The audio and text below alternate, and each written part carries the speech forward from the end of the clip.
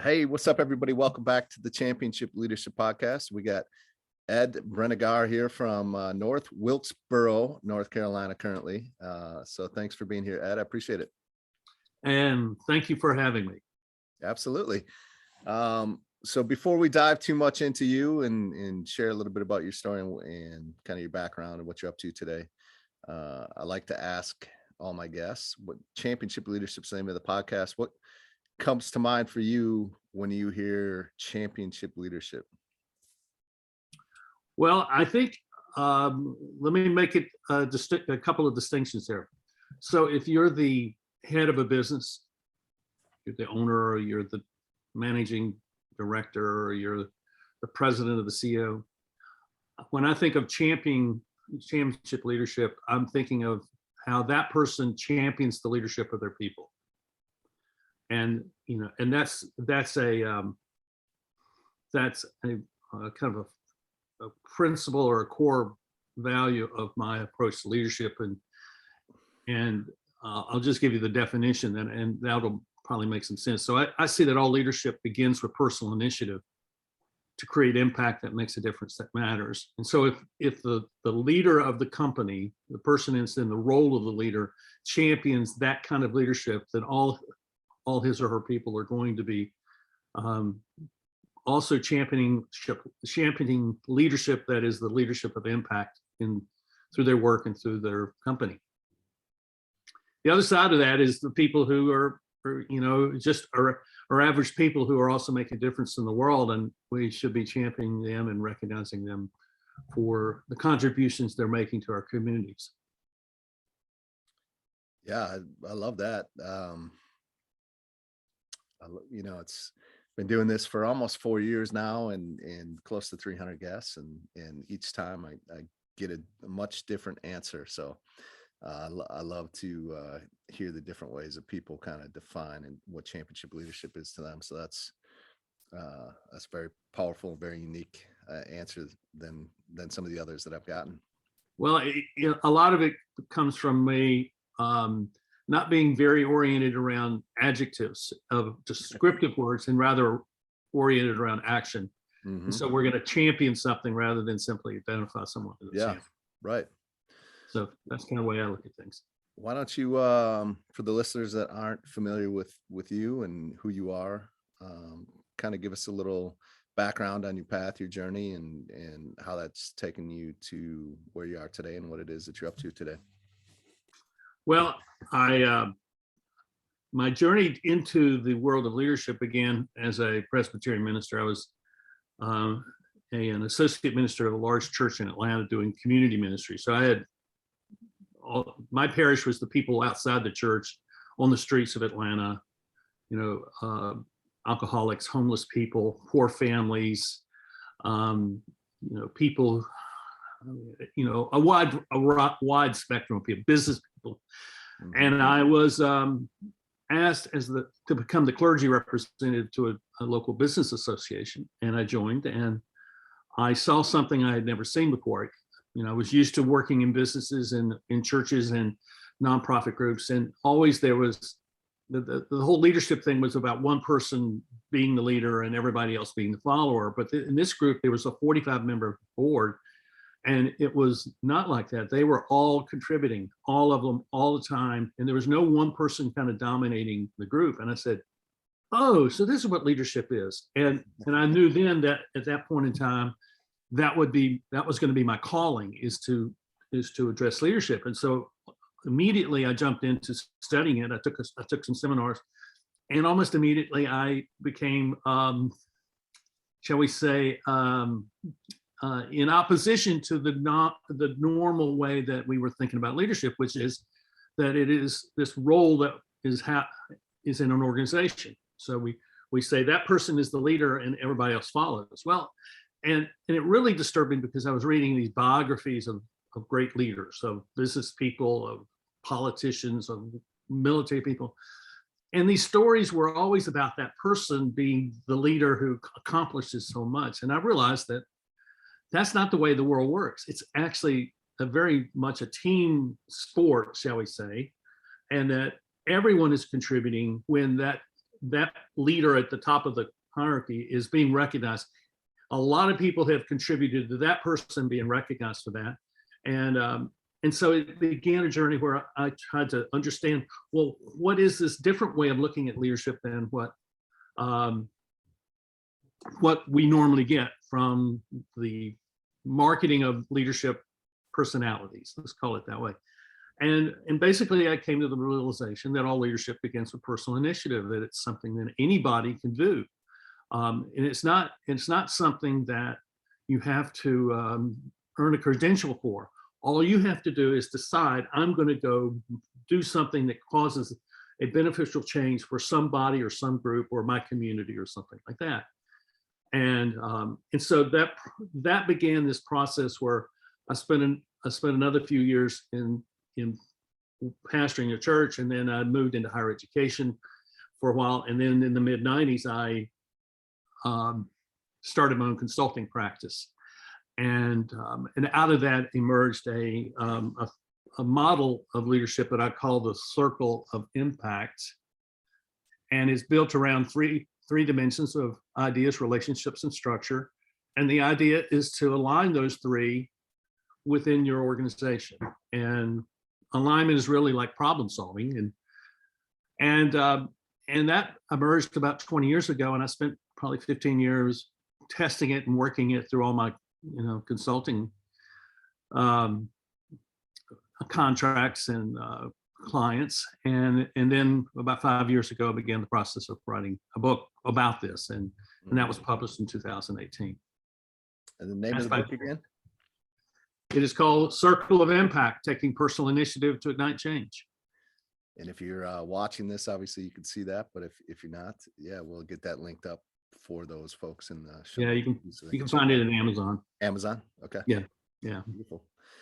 Well, I appreciate you sharing that, and yeah, quite the journey that you've been on. And it's always one of those things when you hear of people like yourself that do what you do now, which is a lot of consulting with businesses and companies. It's like, man, how did they ever get there, right? Like, so it's fun to hear the story in the background behind that. The interesting thing is that in 1995, when I started this business, I had never run a business and I had never been a consultant. Mm-hmm. And so I really was starting from scratch, and I wouldn't recommend that to anyone. I would say that they need some experience before doing that. But what I did know how to do was talk to people. Well, you had plenty of experience before that, though, right? And what you did, I mean. Yeah, but it's it's a difference. I mean, we were talking earlier about the difference between running a business and leading a business. Mm-hmm. Like I knew how to lead a business, I didn't know how to run a business, and so I had to learn how to do that. And I'm still learning how to do that. I mean, you're always learning. We're always learning, right? Yeah. Well, let's talk a little bit about who are some of the championship leaders that have impacted your life. And it always more so, what are some of the characteristics that really stand out? Some of these leaders, mentors, coaches that have played a part in your life. I grew up in North Carolina in the South in the 1960s, and I was in a segregated school system. So I went to an all-white school all the way through my senior year of high school. My senior year of high school, we had a new football coach come in to coach us. I was on the football team, and he was a black man who was from the area, so he was known, but he had also played professional football in Canada, and so he's a big guy, and he came in to take over, an all-white boys football team in an all-white school that had some other African-American teachers and one African-American coach. But what we witnessed from him was, how does a person who operates in a position of great stress and great under the kind of the observation of everybody waiting for him to make a bad move or wrong move, so they can sit in judgment and really allow their own inherent racism to come out in what they might say. Mm-hmm. And so, I mean, we as football players, we saw this happening. And what we saw was this man never lower himself to the level of the people who were trying to hurt him and hurt the team as a result. so what I would call that is that he knew how to operate with a level of dignity and honor towards people. And that had a huge effect upon me, because I realized that if you're going to work in a world where you have a lot of different people that's coming to you, you have to learn how to relate to them and not simply require them to relate to you. And so learning how to treat people with dignity and respect, to treat them with honor, was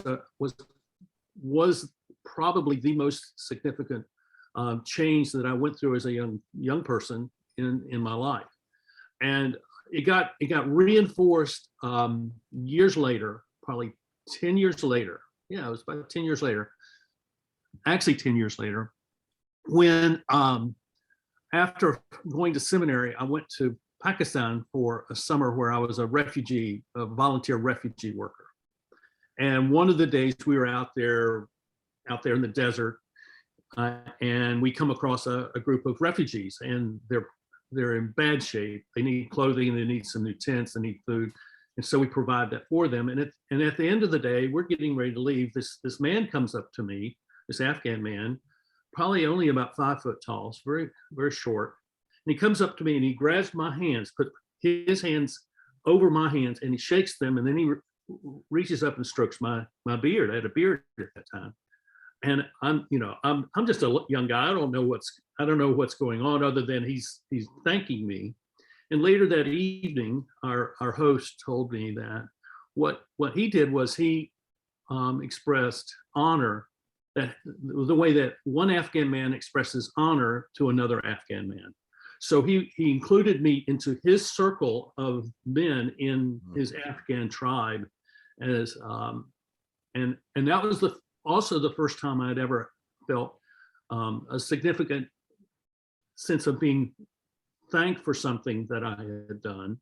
And that became another one of those themes in my life that has carried on ever since. So dignity and respect and honor and gratitude, those become the things that kind of became hallmarks for me in how I treat people and how I work. Yeah. Wow. That's very cool stories. I can't quit thinking about Remember the Titans when you tell me about your story in high school. It's exactly the same story. Exactly the same story. I love that. I love that movie. Yeah. Okay. Yeah. Powerful movie. I love it too.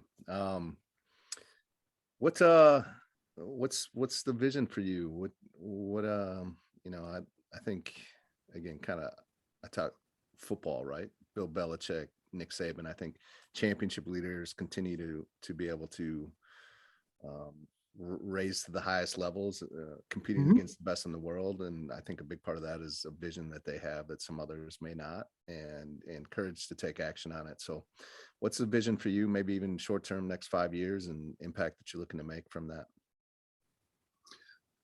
One of the things that I have that I discovered while I was developing my leadership model and writing the book and all that was a thought that I call the two global forces. And this has become a way of talking about these two things that I see happening all along. I mean, and if we were to take the Canadian convoy protest movement thing and talk about that, we could see these two things. So there's two global forces. There's the global force of centralized institutions, of finance and governments. And then there's the global force of decentralized networks of relationships. So the convoy was a decentralized network of relationships between truckers and other people who supported them. And we watched them move into all these cities across Canada and very peacefully make their statement about their concerns about Canada, their government, and their world.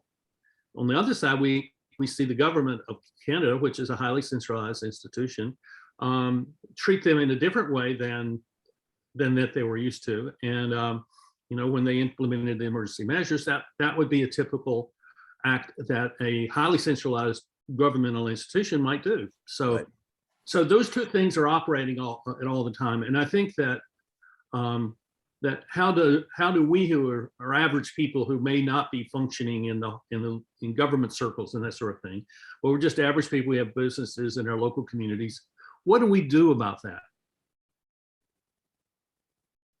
What's our choice? And I think it's not to focus on the governmental thing. It's not to focus on the global thing. It's actually to focus on our local communities and build those networks where we try to help people who are in need, who don't really have anybody to turn to. One of the places I do work is in Africa, and last year I started a little project called the Global Impact Network, and it was simply to identify people wherever they may be who need to establish a network for their own work.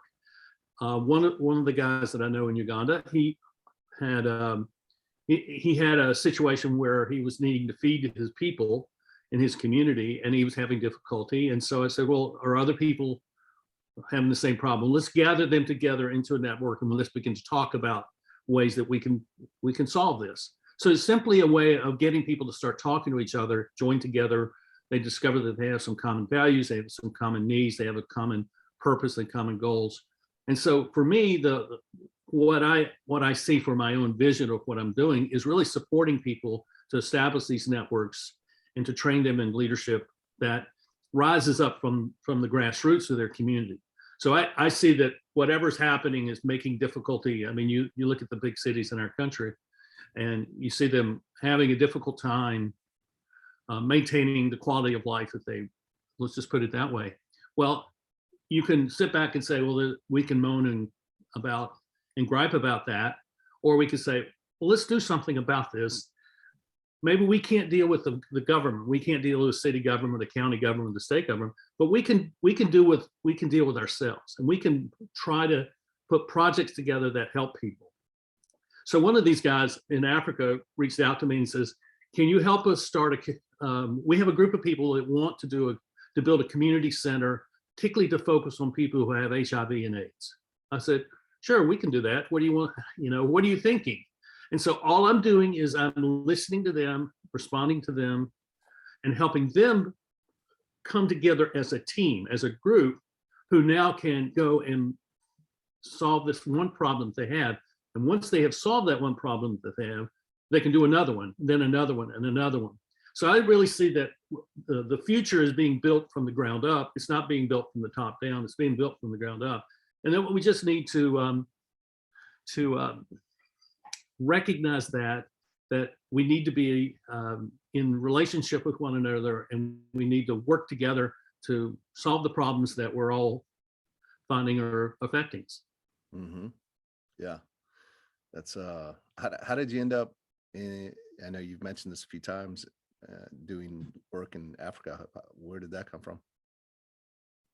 Came totally out of the blue. I had dinner with a friend that I had gone to college with and who I hadn't seen in 45 years, and she's involved in a global organization supporting national groups that deal with orphans. And so she said, why don't you come to our global forum in Thailand in 6 weeks? So I went to Thailand to the global forum for a world without orphans, and I was standing in the lobby of the hotel the day that the program started, and this group of Africans walk through the door, and they come right to me and they surround me and they welcome me into their fellowship. And four of those guys became really, and I began to really talk a lot. And so by the time we left 4 days later, it was clear that I was going to go into Africa. And 6 weeks later, I was in Kenya for 2 weeks, and then I came home. And 6 weeks after that, I went back to Africa for 5 weeks, February of 2020, and I was in Kenya and Uganda and Benin doing leadership training. And it was a remarkable experience. And then came home, and a week later, the pandemic hit, and we were in lockdown. Gotcha. Yeah. So that's how it happened. Yeah, thank you for sharing that. It's just interesting. Yeah, from Thailand to Africa, wouldn't have seen that coming either. So I didn't either. Isn't it funny how that works? Sometimes. Well, I think it comes from being open to whatever is before you, that you address what's before you. I mean, I think this is a leadership principle. You address that which is before you. You seek to create impact in that moment. and then it will lead to the next thing that comes your way, and over time you're gonna see, shall we say, a set of relationships form that become really strong, but you also see what I would call a legacy of impact forming, where you become defined by these things that you have done merely by taking the next step, taking the initiative to make something happen. Yeah, right. Let's shift gears here just a little bit. And what is, what's kind of a critical moment in your life where obviously you made the decision that you did, which has you where you are today, but had you chose differently, you could be in a very different place in your life. I think talking about the pandemic and all the changes we've been through, there's a lot of people in those moments, and it's always powerful to hear from other stories and how they navigated certain times of their life. So is there a time in your kind of that fork in the road for you where had you chosen differently, you could be in a very different place that you could share? Probably there are probably a number of those points in time where I made significant changes in direction. I would say that I spent about 35 years focused on leadership. That time when I joined this board in Atlanta, which was the winter of 1984, until late summer 2019, and I had a sense that this chapter of my life was over. This chapter of developing a leadership model, this chapter of writing the book, all of that was over, and something new was coming. And a month later, I had this dinner with this friend. 6 weeks later, I was in Thailand. 6 weeks later, I was in Africa. And the shift was, okay, I'm not going to be creating a leadership model. I'm going to be doing training. I'm going to train people to be leaders, and I'm going to train people to be leaders. And that's where my life was going. So, and I think the principle there, and this is the principle that I've followed a lot over the course of my life, is that you have to be willing to give up that which you have created in order to move into the next phase where you get to create something new. And I think there's a lot of people that say they begin and they have real success in their 20s and 30s and through their 40s, and they hit 50, and then all of a sudden they realize that that's done, but they don't want to be done because they want to kind of coast into retirement, 15 years later. And I think in today's time, I think that's not a path where we're going to find ourselves feeling very fulfilled and successful. We won't see our potential being fulfilled at all. That instead we should look at how long do I live, how far am I going to into the future am I going to live, and what is it that I want to at that point in time say I have accomplished. I was having this conversation with a gentleman last weekend, and he's 60, and he may have some health issues, and so I'm trying to help him find the people that can help him take care of his health. I said, so would you be happy if you lived to 80? And he said, yes, I'd be happy. I said, okay, let's talk about what you're going to do over the next 20 years to get to 80, well, both health-wise, but also what you're going to accomplish by the things that you do, because when you put your focus on to create things and create impact and that sort of thing, you're going to find your life much more fulfilled, and you're going to find your life to be much more healthy than kind of waiting for the end to come. And so I think that's a part of what that I see is this shift that one of my principles is that we're all in transition, all of us, all the time. Yeah. And this transition sometimes is very small.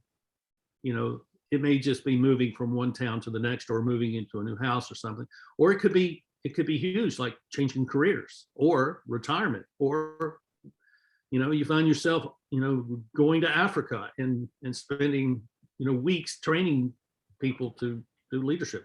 It's so this transitional thing, I think, is more of the thing that we have to kind of grasp hold of, and many people really have a resistance to that, but I think it's to their detriment and to their sense of need for have a stronger sense of who they are and what they have to contribute to the world. Yeah, yeah, absolutely. Yeah. As we start to wrap this up, last kind of question here. If you had one or two things that, if the listeners were to implement today would help move their life forward today, what would that be? I know that there's something in everyone's mind that they wish they could change. And it may be something that's a change in their family or change in their business or change in their community. Or it may be something that they want to change in their life. My suggestion is that you do something today to validate that sense of change. And it may be that you just need to take a piece of paper and write down the thing that you want to change. And if you want to take that step, you could actually ask a couple of questions. You can say, what is it that led me to feeling this change needs to take place? And two, if I was to make this change, what is the result that I want to see from that? So, and I think if your audience would do that today, just decide this is the change I need to make, or this is the change I want to help create today, sometime in the future, but they would write that down and make a commitment to do that, then I think they would be much happier and have a greater sense of purpose and a greater sense of the value of their life going forward. Yeah, absolutely. I love that.